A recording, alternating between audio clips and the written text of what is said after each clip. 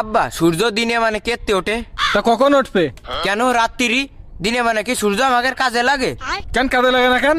দিনে মানে তো এমনি আলো থাকে, রাত্রি তো আলো থাকে না, তাহলে রাত্রি উঠলে ভালো হয় না? আব্বা আর একটা কথা। আবার কি কথা? এই যে মানসি কয় আমার ইজ্জত চলে গেল, তা ইজ্জতটা চলে যায় কনে যায়? আব্বা এ কথা নাই, বাদ দিলাম, আর একটা কথা আছে। কয়া এই যে কাজী সাহেব মানসির বিয়ে পড়ায়, কাজী সাহেবের বিয়েটা পড়ায় কিটা? আব্বা আরো কিছু কবি? হ্যাঁ আব্বা। তা কয়া। আব্বা এই যে মানসি জন্মদিন পালন করে, তো জন্ম রাত পালন করে না কেন? যারা রাত্রি রইলো তারা তো জন্ম রাত পালন করতে পারতো। ও আব্বা। তুই কি থামবি মনি? না আব্বা। তাহলে কয়া।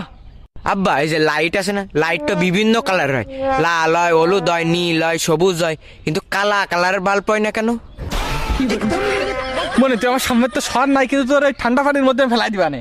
আব্বা পানিতে ফেলানোর আগে আর একটা প্রশ্নের উত্তর দাও। আবার কি প্রশ্ন? আব্বা জিলেপি যদি একা বেকা নয় যদি সোজা হইতো, তাহলে জিলেপির নাম কি হইতো? আর আব্বা এই যে শিয়াল মুরগি ধরে, এই মুরগি এই যে আমরা রাইন্দে খাই, তা শিয়াল কাঁচা খাই কেন?